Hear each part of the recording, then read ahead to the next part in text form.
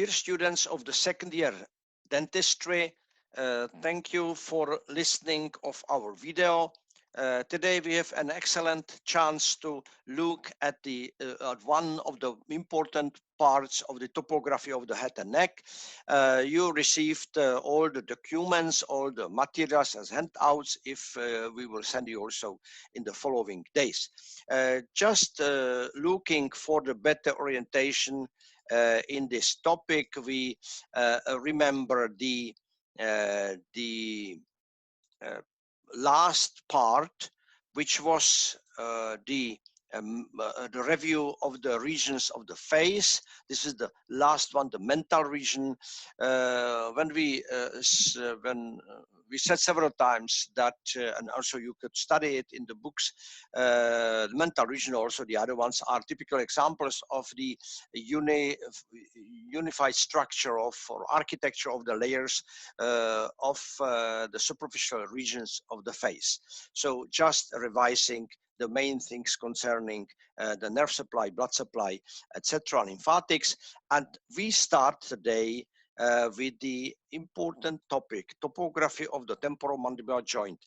We will not revise all the details of the temporomandibular joint, you remember from last year, but we will pay full attention to the topographic aspects. So as you see, and it's underlined here, the temporomandibular joint is a unique joint because, number one, it consists of two joints, definitely because it's a bicondylar. Then it contains two cavities divided by the complicated disc, complicated because the structure, architecture of the disc is really complicated. So the disc divides the whole cavity into the upper portion and lower portion, or the cavity of the articular area. So we start now with the following diagrams, and we are looking at the articular disc and also temporomandibular joint as a whole. So we are looking first of all at the coronal section and also at the sagittal section. The coronal section, we remember that is the shallow cavity on the temporal bone, on the base temporal bone. Then lies here the disc, and then the transverse dimension of the head of mandible is approximately from 20 to 20.4 millimeters. The dotted red line indicates the axis of rotation or torsion. On the sagittal section, we see the same. That is the point showing the axis of rotation. The antero-posterior dimension, as in red arrows, we see is approximately 10 millimeters. Concerning the articular disc, we said that articular disc is relatively complicated. Yes, we are looking now at the lateral view, correct? We see, for the better orientation, posterior arrow, then anterior direction. We remember that there is the articular fossa or fovea, which ends at the level of the elevation. We call it articular tubercle, situated anteriorly. Then looking at the head of the mandible with the red dot, which again indicates the axis of rotation. Then you see the bilaminar portion, two bands, superior and inferior, in the posterior part of the disc. Then there is a small thicker portion, then central portion, and anteriorly the disc is attached as the anterior band to the capsule. So we see in dark green line, thick green line, the capsule. Both bands posteriorly are also attached directly to the capsule of the joint. Behind the capsule lies the venous plexus, connected with the connective tissue, and we call it elastic fusion of Zenker. We will speak about this elastic fusion in the following seconds. Concerning the relationships of the joint and the other structures, number one is that articular elastic fusion of Zenker. Then important are two heads of the lateral pterygoid muscle. We remembered in a superior head and inferior head. And also in very important position is the maxillary artery, because it runs dorsoventrally, uh, caudocranially, and is situated medial to the neck of the mandible, and then runs ventrally between the muscles and finally reaching the third portion of its course. Concerning the plexus elasticushion of Zenker is important for the flow of the blood, which is changed during opening and closing the mouth or oral cavity. So we start now with some short explanation of the movements at the temporomandibular joint. The joint, we describe the translation cycle, has complicated movements. First of all, this disc is movable, we know, because it moves anteroventrally or ventrally and dorsally, depending on the position of the head of mandible. Then disc, we said, divides the cavity into two segments: upper, preferably with the gliding movements; lower segment with the rotation, because it's typical hinge. So the upper one is gliding element, the lower one is typical hinge. So we are looking now at two positions of the mandible. Number one is opening mouth. Number two is closing mouth. So follow me, please, and look at the position of the movements. First of all, here we see the head of mandible, axis rotation. Then ventrally is the tubercle. Posteriorly is the cavity. Right here is the Zenker's fusion. When we open the mouth, so the head of mandible rotates, as we see the rotation, and at the same moment moves ventrally in the sense of gliding, finally reaching the tip of the tubercle.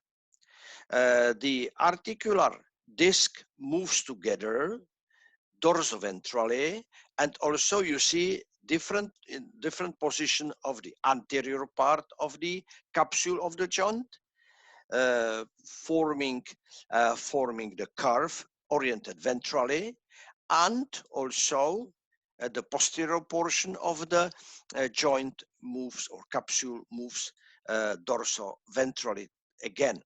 So there are two movements. One is gliding, we said, and one is torsion rotation. The opposite movement is the closing mouth. So the movement must be completely opposite. First of all, the muscle is relaxed, or muscles are relaxed. So then the gliding head of mandible leaves the position of the tip of the tubercle, moving dorsally posterior. This is one movement, dorsal posterior. At the same moment, axis of rotation shows the torsion superiorly. So again, both movements are connected. When we compare the position and size and the curves of the capsule of the joint, so then when in the first movement the capsule was curved ventrally anteriorly, then in the second one moves dorsally, while the first movement was the posterior portion of capsule slightly curved in the ventral movement. Now you see that it moves dorsally posteriorly. So we see different position of the joint, including the changes in the capsule ventrally, capsule dorsally, moving articular disc, changing position and contents or amount of blood, also the Zenker's fusion, and also a relaxed position of the lateral pterygoid muscle. We are looking at the innervation of the joint on the next part of the diagram. So, first of all, we see the nerves. We remember that, first of all, will be auricotemporal from the cranial nerve, number 5/3, we said. Number 2 must be masseteric branches for the muscles. Also, the other branches, motor branches, they run together from the trigeminus, from the mandibular portion, and they run together with the very important proprioceptive branches to mesencephalic nucleus.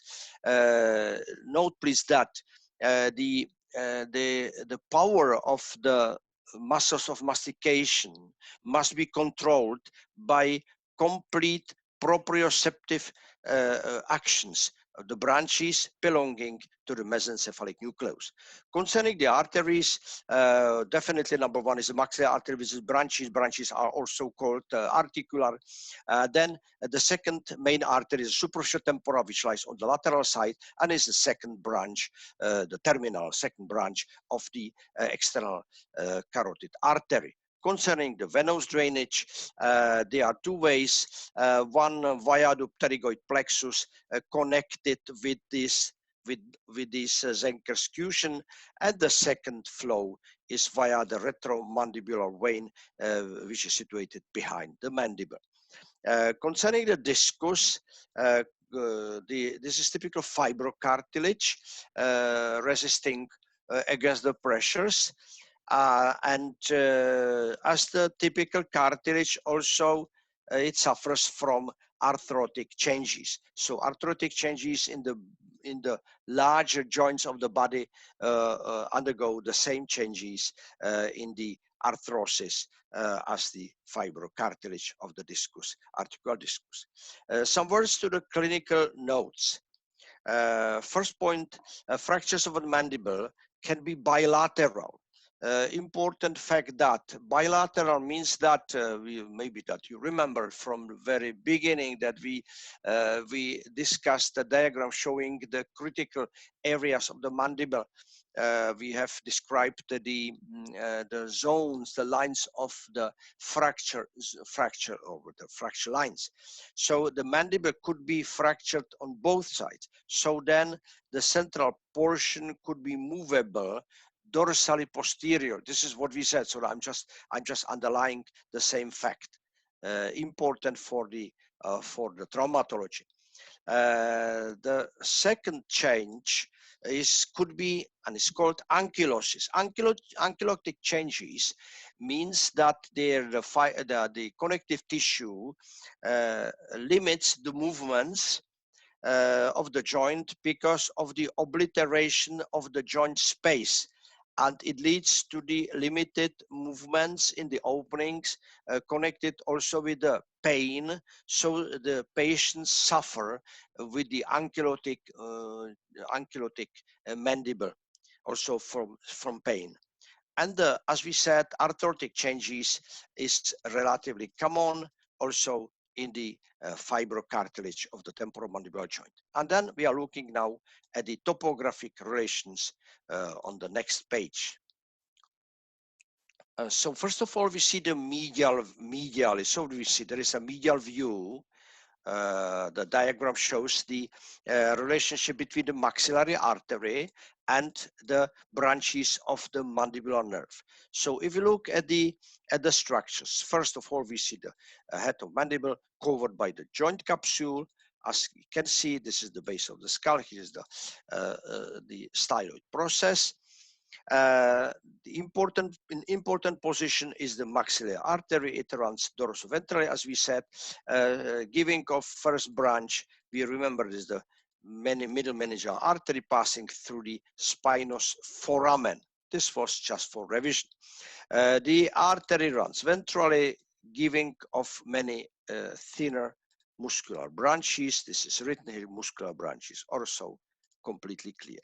Then caudally descends the inferior alveolar artery, which runs together with the vein and nerve of the same name, and enters the foramen behind the lingula, and in the mandibular canal descends to form the dental plexus for the dentition of the mandible. As we said, together with the artery descends the branches of cranial number 5/3.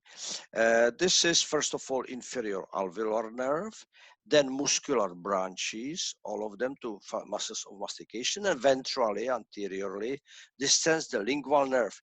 We remember the lingual nerve descends into the submandibular region together with the chorda tympani, and via the chorda tympani through the submandibular ganglion innervates the glands, the salivary glands of the oral cavity. Note please that here is also the sphenomandibular ligament covering partly the capsule joint medially. Concerning the position of the course of the maxillary artery, so from the tip of the mandible is approximately 15 millimeters in the craniocaudal direction. This was the medial relationship, or medial relationships, approaching to the cranial relationships. This is very easy, directed to the middle cranial fossa.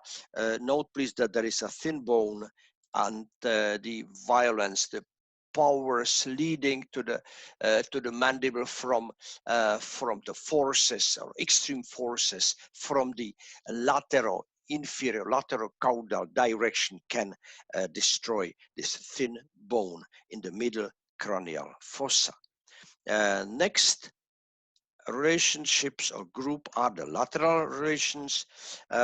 We remember that laterally there is a thick lateral ligament of the temporomandibular joint, much thicker than on the medial side. We can palpate also pulsation of the temporal superficial artery, superficial temporal artery. We are looking at the next page a bit. Yes. Posteriorly, there is the venous plexus, we said, of fusion, very important for the dynamic movements. Then caudally, there is the maxillary artery and vein, also mentioned several times. And finally, anteriorly, there is the pterygoid plexus, which lies between the pterygoid muscles. Lateral pterygoid, muscle which was mentioned several times, is typical protractor, so a protractor of the temporomandibular joint. So this is all to the topographical relations of the temporomandibular joint in all the directions. Note please that this is a unique joint with a specific fibrocartilaginous or also cartilaginous disc with specific movements, with specific relationship to the maxillary artery, which represents main artery supplying the deep areas of the head and skull. The next topic is the propagation of the dental infections from the teeth, from the in maxilla and mandible. Before we'll start with the detailed description of the propagation of dental infections, note please that infection is number one. From roots of the tooth, or from the supporting structures, surrounding supporting structures, could be sent to far removed regions of the head, and the infection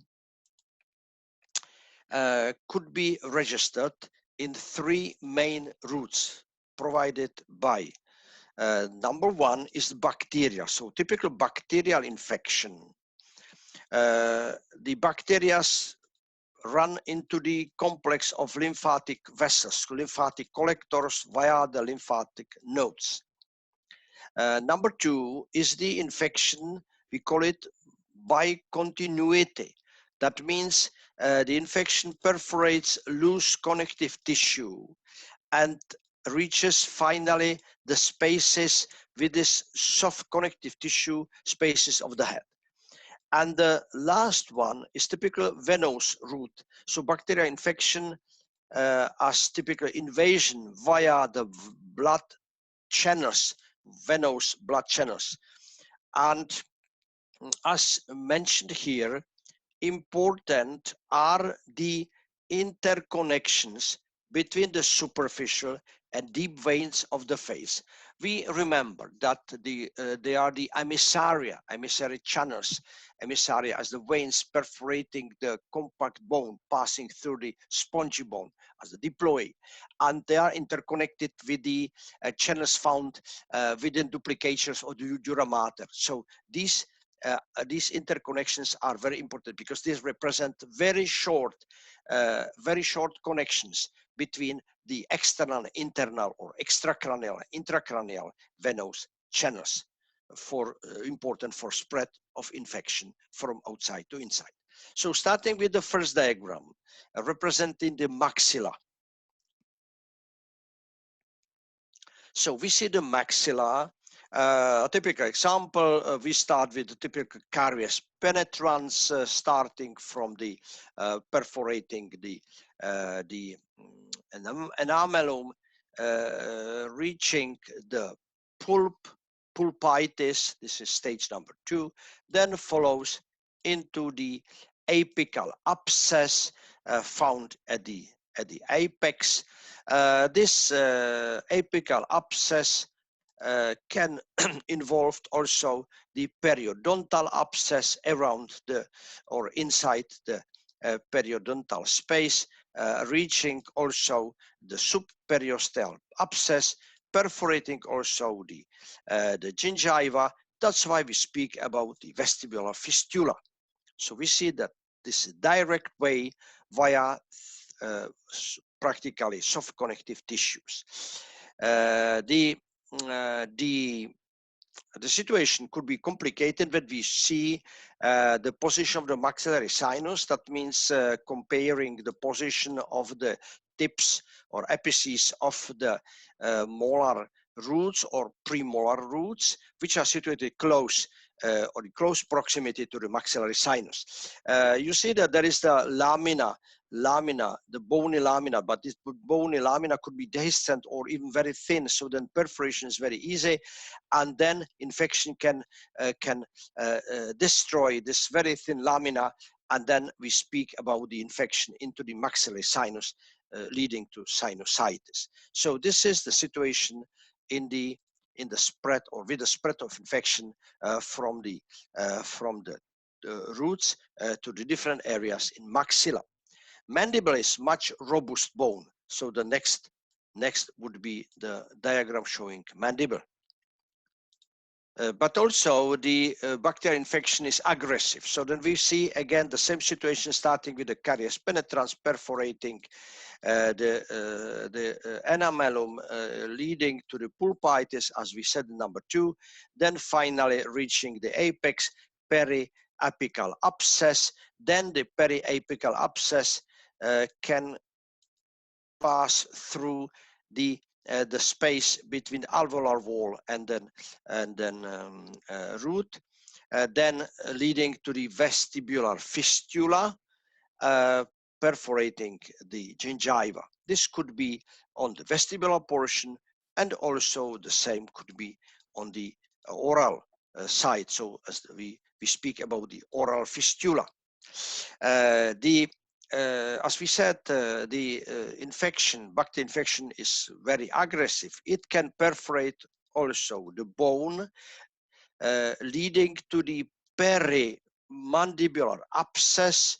Then we can see even the fistula on the surface. The same could be on the opposite side, but it on the oral side is more complicated because we have the tongue, as you see, with soft tissues. The green ones we see also that lamina under the mucosa. Here is the septum of the tongue, and the infection could be spread into the soft tissues on the base of the tongue. We call it in the sublingual space, or above or below the lamina, the muscular lamina formed by mylohyoid. So then we can register abscesses into the area either above or below the mylohyoid muscle. So this is also very important spread of infection from the mandibular roots.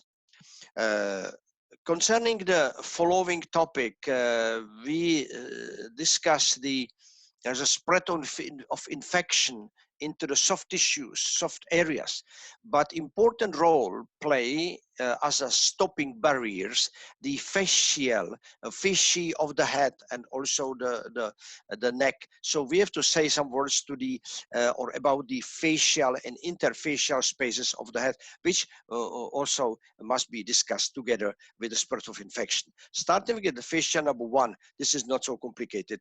Looking at the first structures, the temporalis, muscus temporalis. Muscus temporalis is covered by 2 laminae. There are 2 fasciae. As you see, this is the superficial fascia number 1 and deep fascia number 2. So here we see A, this is the superficial fascia, some dots indicate the layer, and the B is the deep one which lies on the surface of the muscle. In the superficial layer, we register the position of the typical structure, superficial temporal artery and vein, and auriculotemporal nerve from trigeminus. Within the muscle run usually 2 larger vessels, arteries and veins. We call them anterior and posterior deep temporal arteries. And then medially soft tissue separates the muscle from the compacta from the inside is dura, and 2 laminae of the compacta in the yellowish lamina.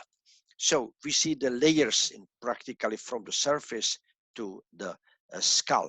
Of course, on the medial or internal surface lies the dura mater with duplicature. So fascia superficially descends from the zygomatic arch caudally. The second one is the parotidomasseteric. Parotidomasseteric fascia covers the, as the name says, parotid gland. We see the lateral view and also the masseter muscle. Looking at the structures, behind the parotid gland lies the retromandibular vein, which opens usually into the internal jugular but has more variants. Then we are looking at the parotid duct. We also remember that inside or through the gland run the branches of the facial nerve. Will not draw it, or any arrow is not necessary. And the parotid gland and the masseter muscle are covered by 2 laminae. Number 1 is the superficial fascia. This covers the surfaces of both structures, including the parotid duct. And finally, it forms dorsocaudally the angular tract which descends to stylon and being attached to the styloid septum. This angular tract is important because it separates the submandibular and parotid glands. We call it submandibular gland bed and bed of the parotid. So these glands are usually completely separated by the duplicature of the superficial lamina of the parotidomasseteric fascia. Deep lamina of the fascia covers the gland from the medial surface. We will draw one diagram on the horizontal section, and so then we will see also this the deep lamina. Concerning some words to the relations, posteriorly, as we said, is the retromandibular vein, then external carotid artery, which is sometimes embedded into the tissue of parotid gland. Then, as we said, cranial nerve number 7, its branches perforate the fascia and leave, as you see it here, leave the space, the area.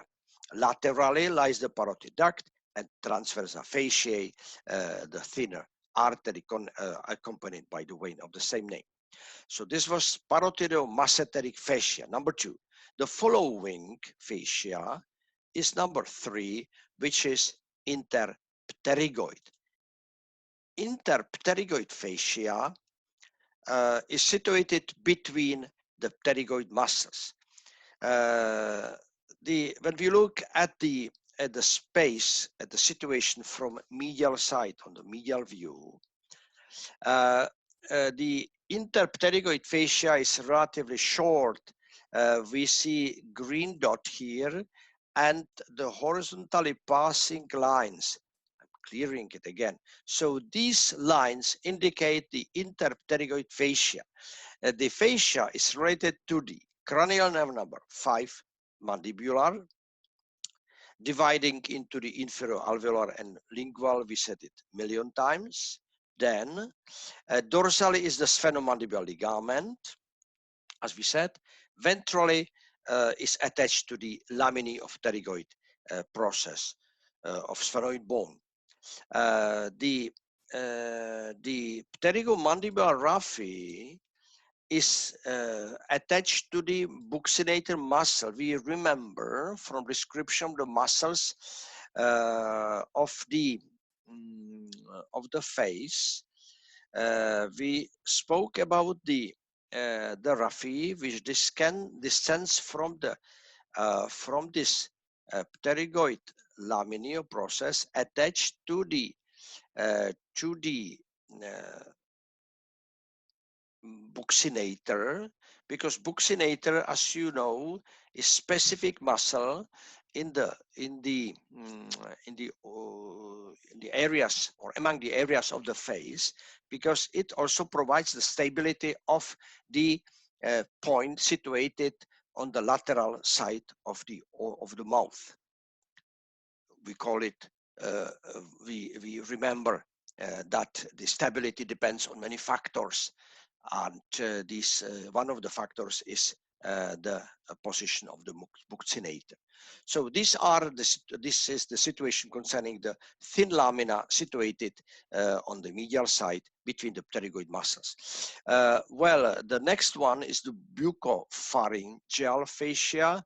Buccopharyngeal fascia is seen on the horizontal section. We said that this is typical example of the section showing so many structures. Just for better orientation, we are looking at the vertebra.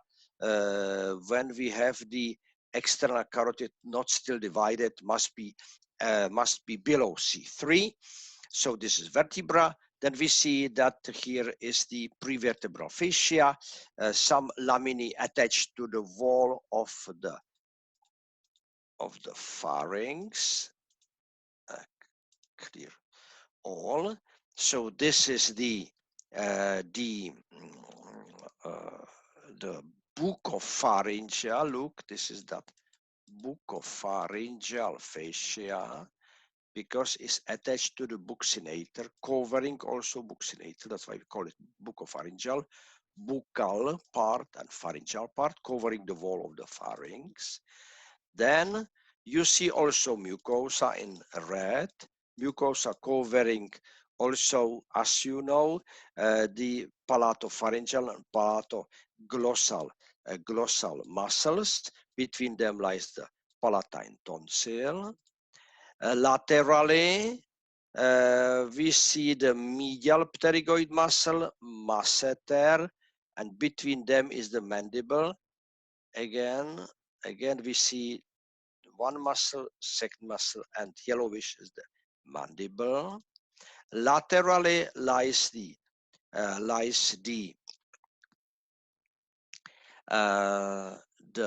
gland. This is the parotid gland, which is covered, as you could imagine, by the superficial, number one, superficial lamina of the parotidomasseteric fascia, and number two, indicates or labels the deep lamina. So this is the deep lamina. So on this diagram, we see both laminae, as I mentioned, covering the parotid gland laterally and medially.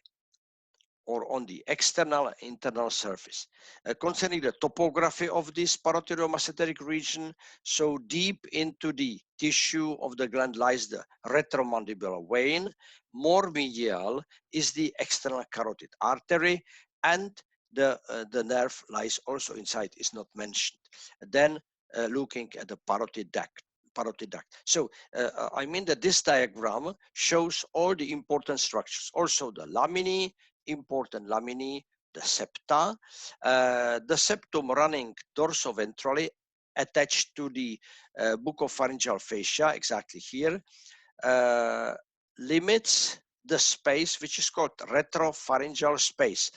Retropharyngeal space, just briefly, is the space which is not big, is bounded by prevertebral fascia, as we said, a row, and then buccopharyngeal fascia on the posterior wall of the pharynx.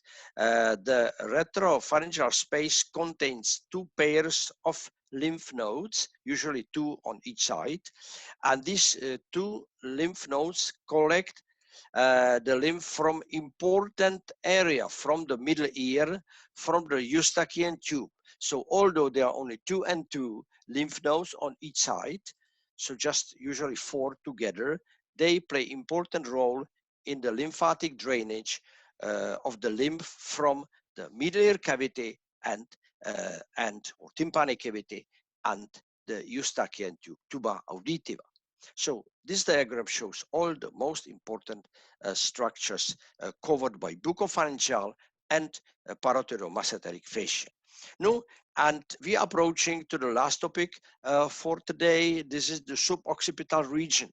I know this region is on the opposite side, is on the dorsal side. The suboccipital region forms the trigone, also we call it suboccipital trigone, which is situated on the dorsal side, bounded by the muscles. For body orientation, we are at the level of second cervical vertebra. This is the level of the first cervical vertebra.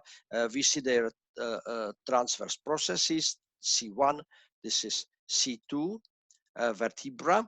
The suboccipital triangle contains important vertebral artery and vein.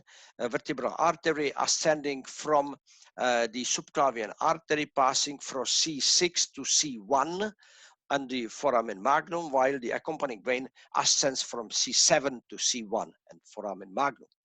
There are two muscles. One running obliquely is the rectus capitis posterior minor, and the longer one is major. And then if we follow the inferior margin of the major, it forms the superior or cranial craniomedial border of this trigone. This is the trigone.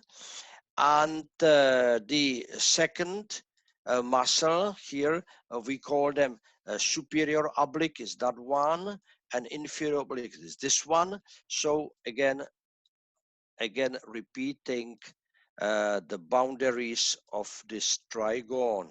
This sorry, must be improved. Yeah, we see the trigone.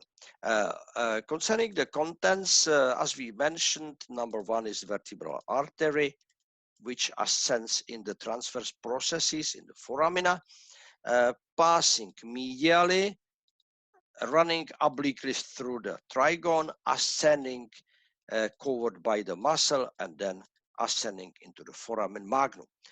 The artery runs together with the vein. So both run together. Then in the trigone, there is also cranial nerve number one, posterior dorsal cranial nerve, first segment. Below that is the second one. So we see also cranial nerve number one, cranial nerve number two. So concerning the suboccipital region, the importance of the area is quite clear. This is the course and position of the vertebral artery and vein. Then inside the trigone, the cranial nerve number 1. Concerning the muscles, you can ask for what we have these muscles. No, these muscles play also a role in the dorsal flexion, lateral flexion, and torsion of the head and neck.